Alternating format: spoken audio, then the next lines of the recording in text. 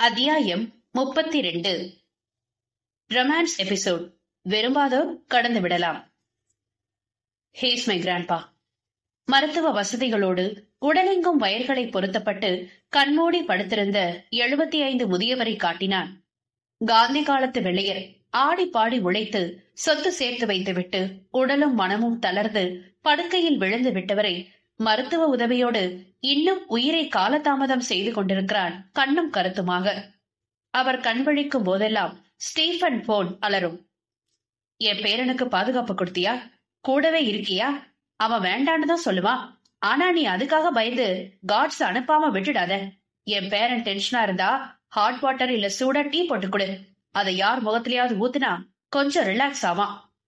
கிழவரின் பேச்சில் காதில் ரத்தம் வராத குறையாக கடுப்பாக காதில் வைத்திருப்பான் ஸ்டீஃபன்.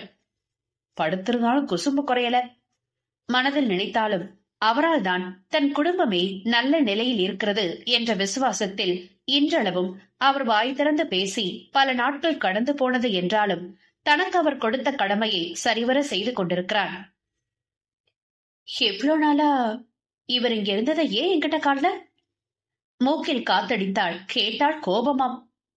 சொல்லியிருந்தா என்ன செஞ்சிருப்ப? நிதானமான கேள்வி அவனிடம். என்ன செஞ்சிருப்பேன்? நல்லா உன்னை பத்தி போட்டு கொடுத்திருப்பேன்.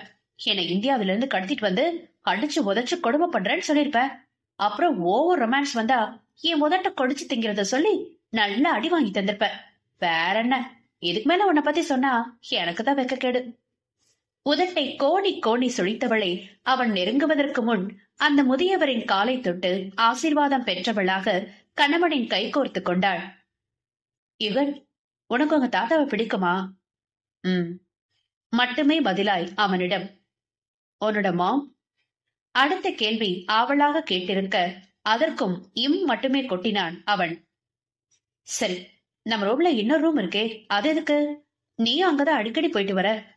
போட்டு வாங்கும் முயற்சியில் அடுத்த கேள்வி. அதில் நக்கலாக உதட்டை வளைத்தவன். அது உனக்கு தேவையில்லாதது பேபி. கொஞ்சம் இடம் கொடுத்தா ஏறி தலையில உட்கார நினைக்கிறது தப்பு. அடிக்கடி இந்த மாதிரி சில்லி கொஸ்டின்ஸ் எல்லாம் கேட்க கூடாது, புரியுதா? நமக்கான நேரத்துல நம்மளை பத்தி மட்டும்தான் பேசணும். அவள் முறைப்பதையெல்லாம் கணக்கில் கொள்ளாமல் யமுனாவை கையில் ஏந்தி அவள் மறுக்க மறுக்க உதட்டை அபகரித்துக் கொண்டே அறைக்கு வந்தவன் வாழைப்பழ தோலாய் அவள் ஆடை உரித்து அழகு பதுமையை தனியாக பிரித்தெடுத்து கழுத்தில் முரட்டு முத்தமிட்டு கோபமாக இருப்பவளையும் உசு பேத்தி தனக்கு ஏற்ற சிற்ப வடிவமாக செதுக்கி தன்னுள் அழகாக பொருத்தி கொண்டான். இவனின் குணம் இப்படித்தான் என தெரிந்துதானே தன்னை முழுமையாக அவனிடம் ஒப்படைக்க துணிந்தாள். ஆரம்பத்தில் மனதில் உள்ள குழப்பங்களை தீர்க்க ஒரு முடிவாக தன்னை சோதனை பொருளாக பணயம் வைத்து அவனை அணுக அனுமதித்த யமுனா காலப்போக்கில் காதல் அணுகுமுறையாக மாறிப்போனதை வியப்பாக உணர்ந்தாள். ஆடவனோடு ஒன்றாக கலந்த நாளன்றே மனக்குழப்பம் தீர்ந்தது. ஆனால் இறக்கி வைக்க முடியாத அளவிற்கு மன அழுத்தமும் பாரமும் குடிகொண்டு பெண்ணவளின் மகிழ்ச்சியை நிலைக்க விடாத சித்திரவதையை அனுபவிப்பதை அவள் மட்டுமே அறிவாள். ஆனால் அவள் எத்தனை இன்னல்களை சந்தித்து துயரத்திற்கு ஆளாகி இருந்தாலும் எந்த சூழ்நிலையிலும் அவளை விட்டுக் கொடுக்காது, விட்டு விலகாது சேயாக அவள் மடி தேடி ஓடி வரும் போதெல்லாம் கோபமெல்லாம் பஸ்பமாகி அவன் தலை கோதி நெஞ்சில் அணைத்து நெற்றி முத்தமிடுகையில் இருவரது காதலும் உயர்ந்து போகும். ஆடவனின் மீதிருந்து வரும் நறுமணம் பெண்ணவளின் சுவாச குழாயை தீண்டி இதயத்தை நிறுத்திட சீரான மூச்செடுத்து தன் மீது முன்னும் பின்னும் மூச்சலாடும் மன்னவனை இறுக அடித்து நெஞ்சம் வெம்பி கண்கள் கலங்கி போனாள். பேபி, வாட் ஸ்பீட் எடுத்துனா? அதான் அள்ளறியா? சற்றே ஏக்கத்தை குறைத்து அவள் முகம் பார்த்தான். அந்த இரத்த சிவப்பாகிய கலங்கிய விழிகள்தான் அவனுக்கு 1000 சோகங்களை பிரதிபலித்தனவே. பேபி, என் மேல மட்டும் கான்சென்ட்ரேட் பை. அதை விட்டுட்டு தேவையில்லாம கண்டதையும் நினைச்சு ஃபீல் பண்ணி உன் மூடையும் ஸ்பாயில் பண்ணிக்கிறது இல்லாம ஏன் மூடையும் கெடுத்துறாத. அப்படியே ஓங்கி அரைஞ்சிருவேன். பற்களை கடித்து உரிமையவாறே சற்றே வன்மையை கூட்ட இவன் நோ. அதன் பிறகு அவள் வேதனையை தாண்டி சுக வேதனையில் அலறியது எல்லாம் பலமாக நடந்தேறின. ஒவ்வொரு நாளும் இருவருக்குள்ளும் காதல் அதிகரித்து பிள்ளையின் கொஞ்சலோடு தொடங்கி காமத்திலும் நிறைவடையா காதலாகி நீண்டு கொண்டே சென்றாலும் இருவர் அறியாது நுண்ணிய சோகங்கள் அவரவர் நெஞ்சில் இளையோடி கொண்டேதான் இருக்கிறது.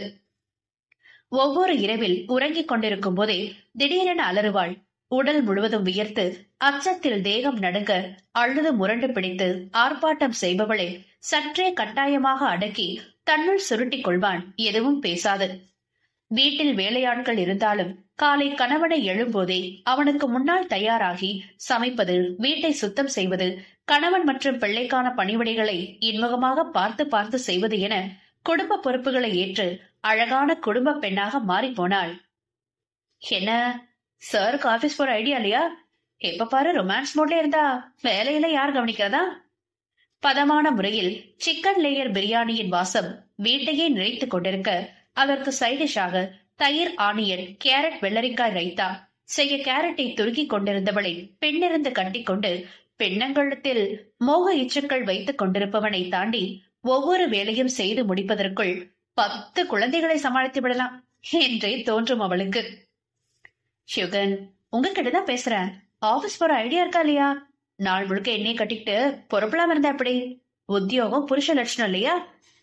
வழமையான மனைவியாய் மாறி கணவனை செல்ல அதட்டல் போட்டுக்கொண்டே ஒரு வழியாக வெள்ளரிக்காயையும் பொடியாக நறுக்கி தயிரில் சேர்த்துவிட்டு திரும்புவதற்குள் மொச்சு மொச்சு சத்தத்தோடு கொத்தாக மென்னுதழ்கள் அபகரிக்கப்பட்டிருந்தன. ராட்சசனின் பிடியில் இருந்து விலக போராடி பின் விரும்பியே அவன் கையில் சரணடையும் வித்தை எல்லாம் காதலில் மட்டும்தான் நடந்தேறும். என் வேலையை எனக்கு கவனமா பாத்துக்க தெரியுடே. உனக்கு நான் ரெஸ்ட் கொடுக்குற டைம்ல என் வேலையை மொத்தமா பினிஷ் பண்ணிடுவேன். அந்தரங்க பொழுதின் ஓய்வை குறிப்பிட்டு மொத்த இடைவேளையில் கண்ணடித்தவனாக, ஃபர்ஸ்ட் உன்னை யாரும் ரெஸ்ட் எடுக்காம இந்த வேலையெல்லாம் பார்க்க சொல்றது? உன்னாலதான் என் வேலை மட்டும் இல்லாம நானும் அதிகமா பாதிக்கிறேன். அதுலயும் இந்த காஸ்டியூம்ல you just killing me baby. புதியதோர் பெண்ணவளின் நளினத்தில் கிறங்கி மோகத்தின் பிடியில் கண்கள் சொருகினான். உடலை உறுத்தாத மெல்லிய பார்டர் வைத்த சிகப்பு நிற புடவையை பல மாதங்கள் ஆனதே என்று இன்று ஆசையாக கட்டியிருந்தாள். ரவிக்கை மூடாத முதுகு புறத்தில் அலங்கரித்த அந்த குட்டி மச்சம் நீலவிழியானை கிறங்கி உறுத்த முந்தானையை சுருட்டி இடையில் சொருகி வெண்ணடை பளிச்சிட்டு குலுங்கி அழகு ராட்சசியாக அவள் சமையல் வேலையை பார்த்து கொண்டிருக்கும் போது வேறு வேளையில் எப்படி கவனத்தை செலுத்துவது? கணவனின் பேச்சில் செவ்வானமாய் சிவந்த முகத்தோடு உதட்டை கடித்தவளாக, ஆசையா இருந்துச்சேன்னு கட்டின, ஆனா உன்னை பக்கத்துல வச்சுக்கிட்டு இதை ஏண்டா கட்டினன்ற அளவுக்கு நினைக்க வச்சுட்ட. புடவை எங்கடா என் மேல இருக்கு? செல்ல முறைப்போடு தலைமுடியை பற்றி உலுக்கினாள். அதான பாதி தரையிலும் மீதி அவன் கையிலும் சுருட்டி வைத்துக் கொண்டு அவளையும் விடாது பொம்மையாக நெஞ்சோடு இறுக்கிக் கொண்டு எங்குமே நகர விடாது திணறடித்தான் அவளை. இதுக்கு மேல தாங்காது பேபி. இன்னைக்கு 2 டிஷ்ஷையும் ஒரே நேரத்துல டேஸ்ட் பண்ணியே ஆகணும்.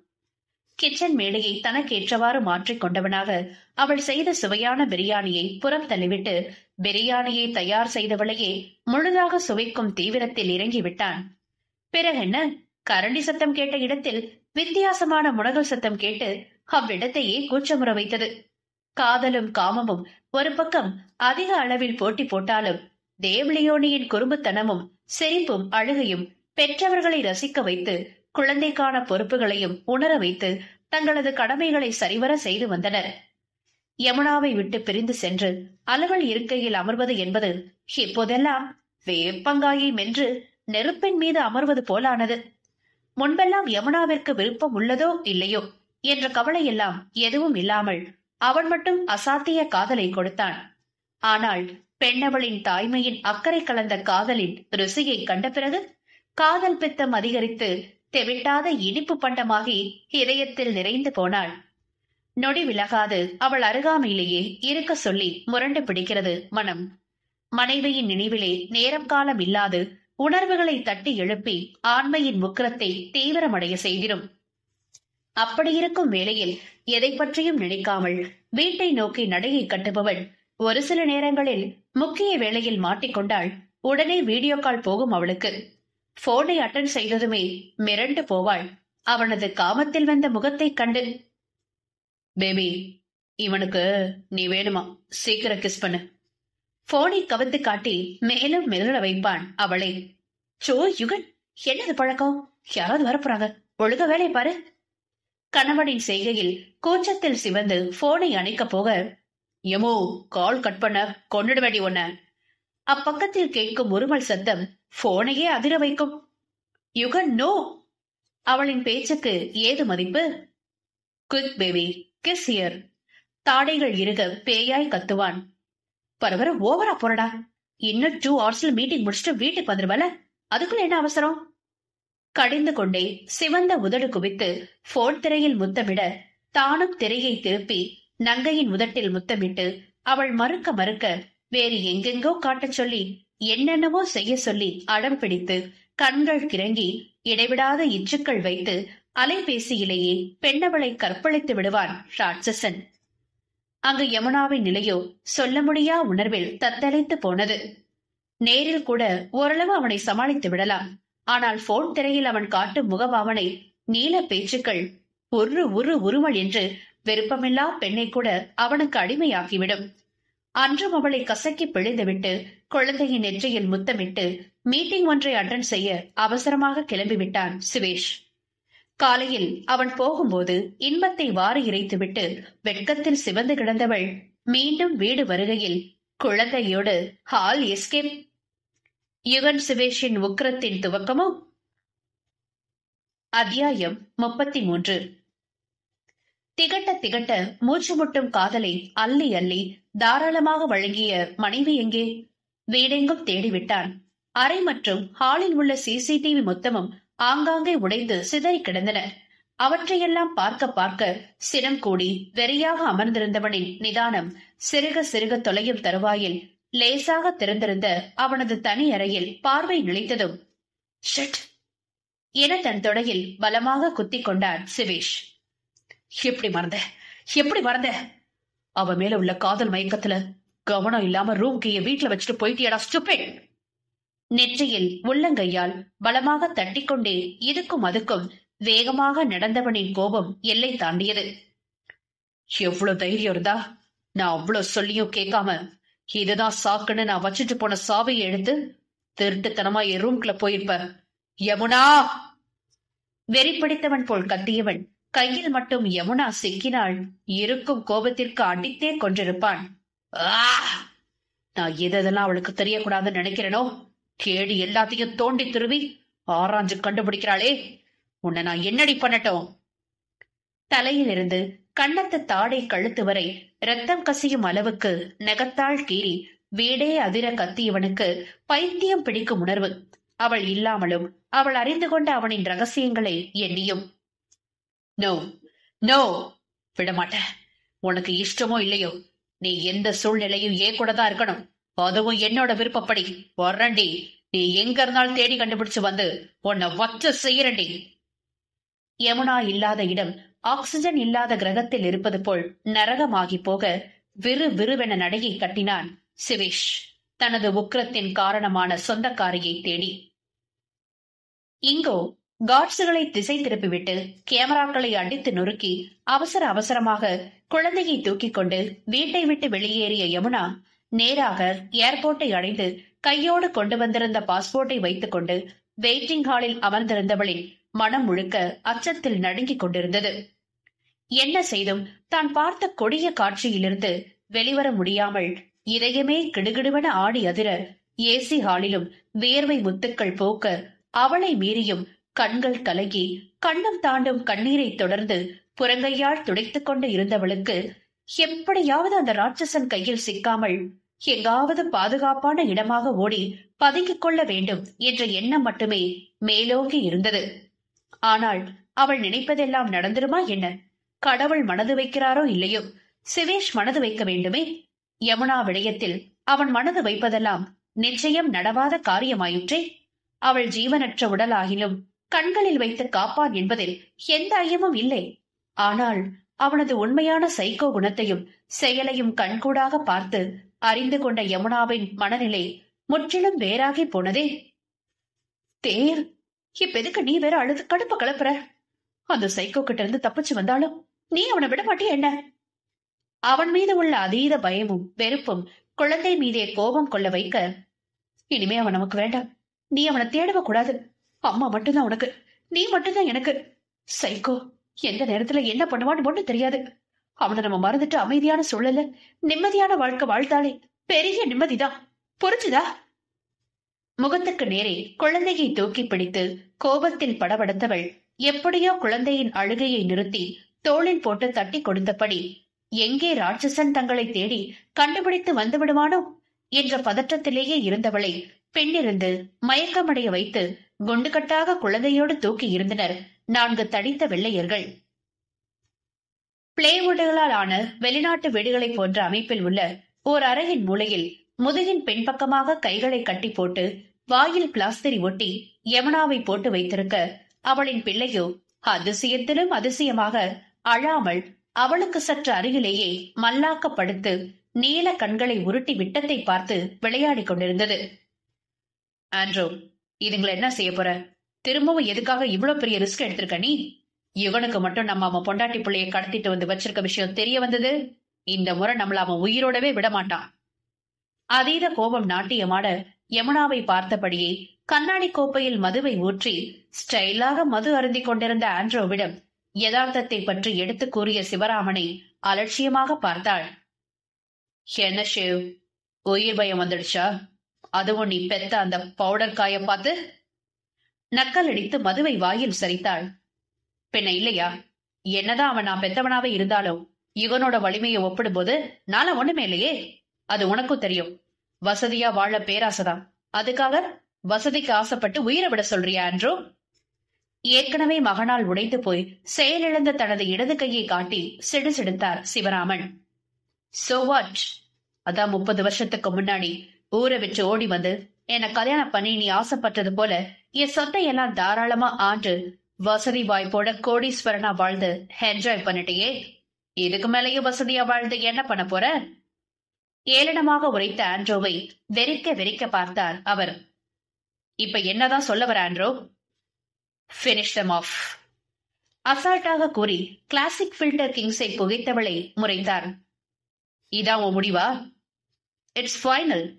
அவனால பாதிக்கப்பட்டது நான் மட்டும் இல்ல, எனக்கு முக்கியமானது கூட. கண்ணில் வெறி பொங்க சொல்லிட அதற்கு மேலும் அவளிடம் பேசும் எண்ணம் இல்லாது அமைதியாகிவிட்டார். மெல்ல கண்விழித்த யமுனாவோ பேரச்சத்தில் திகைத்து ஆண்ட்ரோவையும் சிவராமனையும் பார்த்து நிலைமையை உணர்ந்து கொண்டவளுக்கு வாழ்க்கையே வெறுத்து போன உணர்வு. என பேச முடியாது தலையை ஒழுக்கியவளின் வாயில் இருந்த டேப்பை ஆண்ட்ரோ கண் காட்டியதும் பிரித்து விட்டான் ஒருவன். அதில் பலமாக இருமைய யமுனா, என்ன வேணும் உங்களுக்கு? எதுக்காக என்ன திரும்பவும் கடத்தி கொண்டு இங்க வச்சு சித்திரவதை பண்றீங்க? ஆற்றாமை பொங்க கத்தியவளின் தாடையை வலிக்க பற்றி கண்களால் எரித்து தள்ளினாள் ஆண்ட்ரோ. நான் கேக்குற, ஏன்னு உனக்கு தெரியாது? அன்னைக்கு உன் ஆசை புருஷ செஞ்ச வேலைய மறந்துட்டியாடி ஸ்ட்ரெயிட் டாக். எட்டியவள் நெஞ்சில் ஒரு உதை விட அம்மா என் அலறி பின்னால் பிளேவுட் தடுப்பில் தலையை இடித்துக் கொண்டு நெஞ்சு வழியில் அலறியவளின் தலைமுடியை பற்றி ஆவேசமாக தூக்கி இருந்தாள். அன்னைக்கு அவன் யார அடிச்சு அவமானப்படுத்தினானோ அவன் கையாலதான் உனக்கும் உன் பிள்ளைக்கோ சாவு. நீ செத்தா அவன் முழு பைத்தியமா மாறிடுவாண்டி. மொத்த பிசினஸையும் கோட்டை விட்டுடுவான். நான் என் பிசினஸ்ல திரும்பவும் கோட்டைய பிடிப்பேன். பகல் கனவு கண்டு மிதப்பாக கூறி அரக்கியாக சிரித்தவளை கண்டு உள்ளூர அச்சம் அதிகரித்து போனது. சீ, நீ எல்லாம் மனுஷி இல்ல. உனக்கு மேல உன் பையன் ஒரு சைக்கோ. சுயநினைவு இல்லாத ஒரு பொண்ண நாசம் செஞ்ச துஷ்டன். அவனெல்லாம் இந்த உலகத்துல வாழ தகுதியே இல்லாதவன். இப்படி ஒரு பிள்ளைய பெத்து அவனுக்கு சப்போர்ட் பண்ற நீயும். என்னதான் உள்ளூர அச்சம் இருந்தாலும் ஆத்திரத்தில் கோபமெல்லாம் பெண்ணுக்கு தள்ளி கொத்தாக அவள் முகத்திலேயே காரி உமிழ்ந்திருந்தாள் யமுனா. யமுனாவின் செயலில் ஆத்திரம் எல்லை கடந்து போக இத்தனை நாளும் மதுக்கோப்பையை வைத்து செயின் போட்ட மம்மியின் மூக்கிலிருந்து தண்ணி வராத பழைய பைப் போல அனல் காத்து வீசியது. How dare! இவ்வளவு நேரமும் உன்னை வெறும் கொள்ள மட்டும் தாண்டி பிளான் வச்சிருந்த. ஆனா எப்ப நீ என்கிட்டயே இவ்வளவு திமிரா நடந்துகிட்டியோ உனக்கு நரகத்தை காட்டி கொல்ல போறண்டி. வக்ரமாக சொன்ன ஆண்ட்ரோ அவள் கன்னத்தை மாறி மாறி அறிந்து வேகமாக யமுனாவை தள்ளி விட்டிருக்க புகைப்படம் மாட்டியிருந்த தடித்த ஆணியில் நெற்றி மோதி ரத்தம் பீரிட்டு வந்தது. Andro, this is too much. ஒன்னு அந்த பொண்ணை ஒரேடியா கொன்னுடு, இல்லையா விட்டுடு. அதை விட்டுட்டு ஏன் இப்படி உதைக்கிற? இதெல்லாம் நல்லாவா இருக்கு என்றவருக்கு யமுனாவின் அலறல் சத்தம் எப்படி தோன்றுகிறதோ. என்ன இருந்தாலும் நீயும் அவ்வளவு ஒரே நாடு, தமிழ் பிளட்ல. அதான் இங்க தட்டினா அங்க அதிருது. நக்கலாக சொன்ன ஆண்ட்ரூ யாருக்கோ அழைத்து வரவழைத்திருக்க அப்படி வந்திருந்தவனின் தோற்றம் பார்த்து ஈரக்குலை நடுங்கி போனாள் யமுனா. நோ, கிட்ட வராத, என்ன விட்டுருங்க. ஏற்கனவே செஞ்ச பாவம் எல்லாம் போதாதா? எதுக்காக என்ன எல்லாரும் சித்திரவதை பண்றீங்க? ஹே, மரியாதையா சொல்றேன், என்கிட்ட வராத. மீறி வந்த உன்னை கொல்லவும் தயங்க மாட்டேன். அலங்கோலமாய் விரித்து அலைமோதிய கூந்தலும் ரத்தம் படர்ந்த முகமும் ருத்ரகாளியின் அவதாரத்தை பிரசனிக்க கையில் கிடைத்த கட்டையை தடுமாறி எடுத்து நடுக்கமாக பின் சென்றவளை சுவாரஸ்யமாக கண்டு கழித்தனர் தாயும் மகனும். அவள் பேசி முடித்ததுதான் தாமதம்.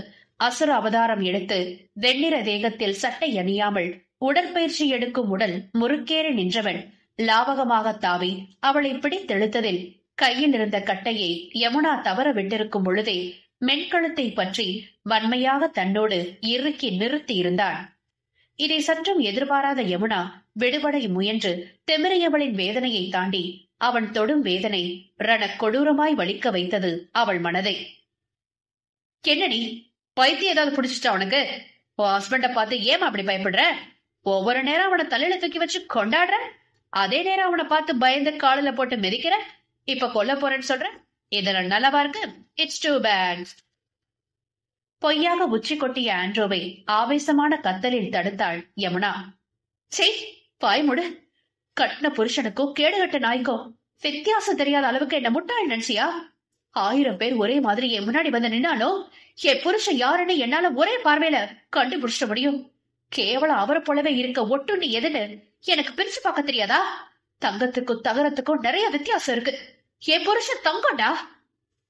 ஆவேசமான பேச்சு கடைசியில் கர்வமாய் முடிந்ததில் அவளை பிடித்திருந்தவன் அவளை விடுத்து முன்னால் வந்து ஓங்கி அவளை இடிப்போல் அறைந்திருந்தான்.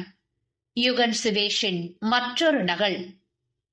அச்சில் வடித்தாற்போல் யாராலும் அடையாளம் கண்டறிய முடியாத தோற்றத்தில் கோபத்தில் முகமெந்து நின்றிருந்தான் ஹென்றி மைக்கேல். அடுத்த அடியில் தலை கிறுகிறுத்து மயக்க நிலையில் சென்றவளின் நினைவு முழுவதும் அவளது காதல் கணவனே நிறைந்திருந்தான். அன்று இந்தியாவிலிருந்து யமுனாவை கடத்தி வந்தது சாக்ஷாத் இந்த புண்ணியவானே. அத்தியாயம் 34. யுகனின் பலம், உடல்வாகு, உயரம், ஜாடை, நடை, தலைமுடி, கண்கள், கைவிரல் என அனைத்தும் ஒன்றி போகும். அவன் யுகனை விடவும் 1.5 வயது குறைந்தவன். சகோதரன் என்ற பெயருக்கே இழுக்கானவன் என்பதுதான் சரியான பொருத்தம். ஆரம்பத்திலிருந்தே இருவருக்கும் 7ஆம் பொருத்தம்தான். குணத்திலும் கோபத்திலும் கூட கிட்டத்தட்ட ஒரே மாதிரிதான். யாரும் யோசிக்க முடியாதபடி சைக்கோத்தனமாகவே இருக்கும். ஆனால் யுகனிடம் சற்று வித்தியாசங்கள் இருக்கும். அவ்வித்தியாசங்கள் என்னென்ன என்பது யமுனாவை தவிர வேறு யாரால் தெளிவாக அறிந்திட முடியும்? பெண்ணவளின் முரட்டு காதல் சைக்கோ அவன். தன் பெண்மையையும் மனதையும் ஒரு சேர ஒப்படைத்து ஆழ்ந்த இன்பங்களை மனதார அனுபவிப்பது தன் செல்ல காமுகனிடம் மட்டுமே. சைக்கோ காதல் என்றாலும் யமுனா ஆத்மார்த்தமாக அவன் காதலை உணர்ந்து அனதினமும் ரசித்து காதல் ராட்சசனின் காலடியில் சரணம் புகுந்திருக்கிறாளே. இதில் வேடிக்கை என்னவென்றால் யுகனை பழி தீர்க்க எந்த பாவமும் அறியாத யமுனாவை பகடையாய் வைத்து இஷ்டத்திற்கும் விளையாடி விட்டான் கொடூரன். கடத்திய அன்று. நோ, இவன் புருஷன், பொறுக்கி ஐயோகே, இவன் எங்கிருந்து போ சொல்லுங்க. இவன் முகத்தை பார்க்க கூட எனக்கு அவ்வளவு அருவருப்பா இருக்கு என்று கத்திய யமுனா ஹென்றி மைக்கேலை கண்டு அருவருத்து போனாள். அவளின் முகம் போன போக்கை கண்டு பலமான எக்காலம் விட்டு அரக்கத்தனமாய் சிரித்துக் கொண்டிருந்தவனை நெஞ்சில் கை வைத்து பீதியோடு பார்த்தாள் அவள். ஹே பேபி, எங்க மம்மியால கூட அவ்வளவு சீக்கிரத்துல எங்களை அடையாளம் கண்டுபிடிக்க முடியாது. ஆனா நீ மட்டும் எப்படி ஒவ்வொரு முறையும் என்ன சரியா அடையாளம் கண்டுபிடிக்கிற? நக்கலாக கேட்டபடி அவளை நெருங்க. சீ, உனக்கு வெக்கமால?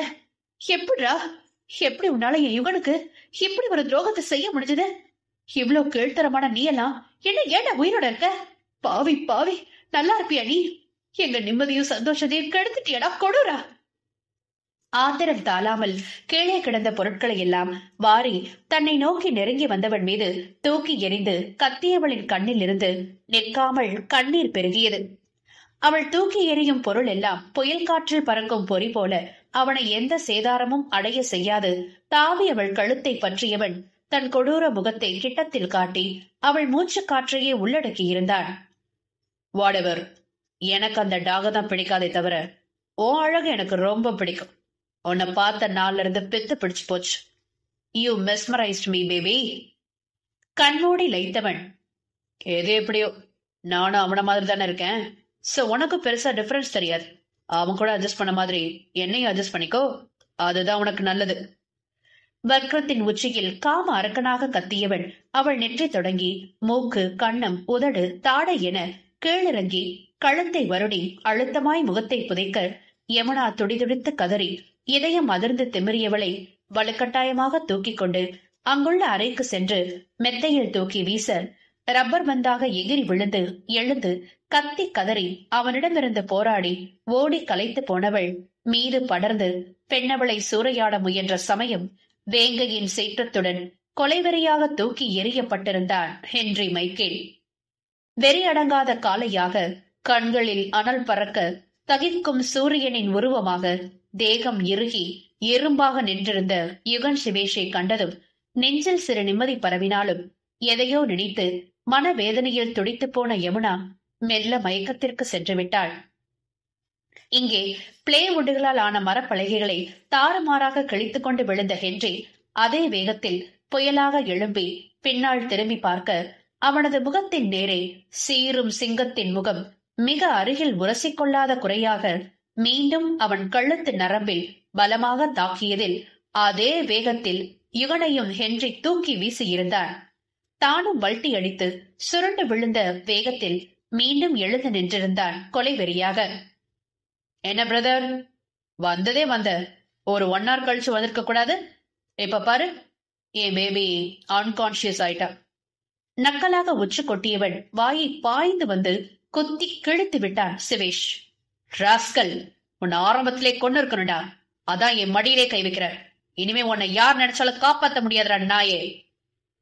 கைக்கு கிடைக்கும் இடமெங்கும் இடைவிடாது குத்துவிட்டு ஹென்ரியின் மூக்கிலும் வாயிலும் ரத்தம் கக்க வைக்க பதிலுக்கு தானும் சிவேஷை தள்ளிவிட்டு கீழே உருண்டு பிறண்டு இருவரும் ஒருவரை ஒருவர் தாக்கி பெரிய பிரளயமே ஆகும் அளவிற்கு பலமாக சண்டையிட்டுக் கொண்டிருப்பதைக் கண்டு ஆண்ட்ரூ தனது இளைய மகனை காப்பாற்ற முடியாமல் தவித்தாள். சிவராமனோ இரு மகன்களும் சண்டையிட்டுக் கொண்டு எங்கே இறந்து விடுவார்களோ என்ற பரிதவிப்போடு எதை பற்றியும் யோசிக்காமல் இருவருக்கும் நடுவில் புகுந்திருக்க கடும் வெறியோடு கையில் கிடைத்த இரும்பு ராடை தூக்கி சிவேஷை தாக்க வந்த ஹென்றி அவரது கரத்தில் தவறி அடித்திருக்க சிவராமனின் உயிர் போகும் அலறலில் அடுத்த வேகத்தில் இரத்த களரியோடு சிட்டாய் மறைந்து போனான் ஹென்றி.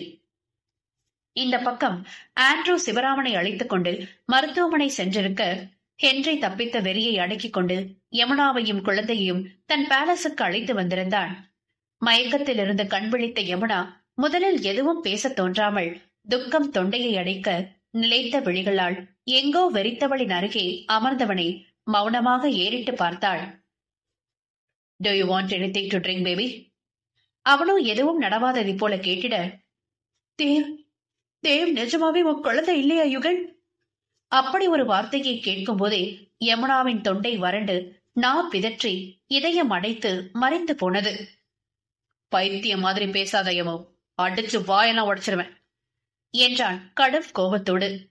அதில் உண்மையாகவே பைத்தியம் பிடித்ததை போல் ஆவேசமாக திரும்பிய யமுனா, இல்ல இல்ல இல்ல, பொய், நீ சொன்னது அத்தனையும் பொய்.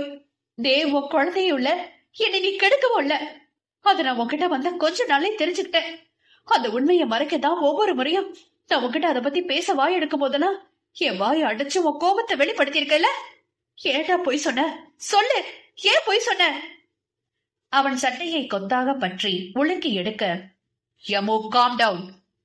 நிதானமாக சமாதானப்படுத்த முயன்றவனின் பொறுமையும் அவளது ஆவேசத்தில் மெல்ல மெல்ல இழந்து கொண்டிருந்தது. என்ன முட்டாளி நினைச்சியா யுகன்?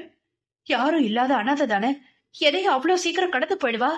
எவன் தொட்டாலும் அடக்கி போயிடுவான் பாத்தியா என்றவளின் வார்த்தையில் அடையாளம் வரை சுரண ஏறிய கோபத்தில் ஓங்கி விட்டான் ஒரு அறை. சுரண்டு விழுந்த யமுனாவின் கோப களியாட்டம் இன்னும் அதிகரித்து போனது. அடிடா அடி, அடிச்சு எனக்கு கொண்டுடு. ஆனா தினமும் மனசளவுல சித்திரவதைப்பட்டு கொஞ்சம் கொஞ்சமா சாகுறதுக்கு பதிலா உன் கையால என்ன மொத்தமா கொண்டு போட்டுடு யுகன். என்னால இதுக்கு மேலே முடியல. உண்மை எது பொய் எதுன்னு தெரியாம ஒரு கட்டத்துல மூளை வெடிச்சு செத்துருவேன் போலடா. அவன் நெஞ்சில் விழுந்தே முகத்தை மூடி கதறி கதறி அழுதவளை கோபம் குறையாமல் பார்த்தவனுக்கு அவளின் வாயை எப்படி அடைப்பது என்ற யோசனைதான் முதலில் இருந்தது. எத்தனை வலிமையான அணை போட்டு அடைத்து தடுத்தாலும் உண்மையை மட்டும் நீண்ட காலங்களுக்கு அணைக்கப்பட முடியாது என்பது கோடையில் புரளும் அதிபதிக்கு தெரியாது போலும். இதோ அவனது காரிகையும் அவன் மறைக்க நினைத்த ஒவ்வொரு ரகசியங்களையும் அவன் சொல்லாமலேயே சுத்தமான பால் எது விஷம் எது என்பதனை உணர்வு பூர்வமாக கண்டறிந்து நன்றாக அறிந்து கொண்டாளே. அத்தியாயம் 35. இதழினி யமுனா யுகன் சிதேஷின் பல வருடகால கனவு காதலியவள். அவளை நேரில் சந்திக்காத போதிலிருந்தே எப்போதும் மனக்கற்பனையில் அவளோடு சேர்ந்து வாழ்வதை போன்ற பல அழகிய நினைவுகளோடு வாழ்ந்து வந்தவள். யமுனாவை நேரில் சந்திக்கப் போகும் நாளுக்காக மிகவும் ஆவலாக காத்திருந்தான். யமுனா எப்படி யுகனுக்கு கற்பனை காதலி ஆனாள் என்பது எல்லாம் தனிக்கதை. அவளை பார்க்காத போதே அவளின் ஒவ்வொரு முக பாவனைகள் எப்படியெல்லாம் இருக்கும், மாடர்ன் உடையில் எப்படி இருப்பாள், ட்ரெடிஷனல் உடையில் எப்படி இருப்பாள், தன்னோடு கைகோர்த்து நடக்கும் போது அவளின் மகிழ்ச்சி எப்படி இருக்கும், ஹேர் ஸ்டைல் மாற்றினாள் எப்படி இருப்பாள், இயரிங்ஸ் பேங்கிள்ஸ் என ஒவ்வொன்றையும் ஒவ்வொரு உடைக்கேற்ப சூழ்நிலைக்கு ஏற்ப அவன் கைப்பட யமுனாவின் ஓவியத்தை வரைந்து வைத்து அனுதினமும் ரசித்து யமுனா பைத்திய முத்தி போயிருந்தான் யுகன்.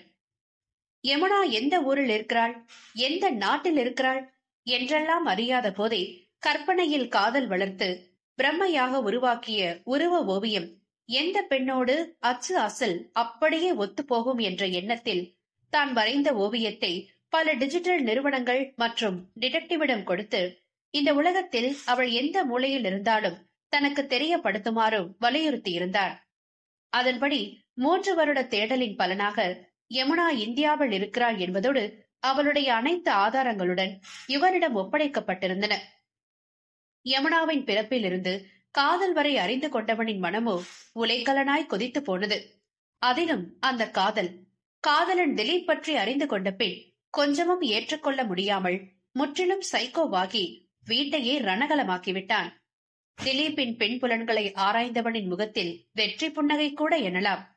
எனதான் திலீப் யமுனாவை உண்மையாகவே காதலித்தான் என்றாலும் அதற்காக யமுனாவை அவனிடம் விட்டுக் கொடுக்கும் அளவிற்கு சிவேஷ் ஒன்றும் நல்லவன் இல்லையே. திலீப் அவனாகவே யமுனாவை விட்டு விலகவில்லை என்றால் அவனை கொன்றாவது யமுனாவை தன்னுடன் கடத்தி வந்து வைத்து பெண்ணவளை வசிய சித்திரவதை செய்திருப்பான் தன் சைக்கோ காதல் மூலம். அவள் இருக்கும் இடம் அறிந்த பின்பும் யமுனாவை சென்று பார்க்கவில்லை என்றால் எப்படி? அதற்காகவே கோடிக்கணக்கில் பணத்தை வாரி இறைத்து யமுனாவை பார்க்கவே இந்தியாவில் தொடங்கப்பட்டதுதான் அவனது வங்கிகள் அனைத்தும். கொஞ்சம் பிசினஸ் மைண்டாகவும் செயல்பட்டான் அந்நேரம். அதுவே பின்வரும் பிரச்சனைகளுக்கு முக்கிய காரணமாகும் என அப்போது அறியாமல் விட்டதுதான் அவன் செய்த பெரும் தவறாகி போனது.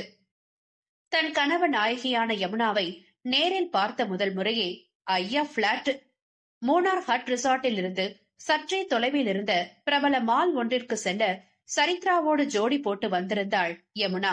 அவன் தேவதை.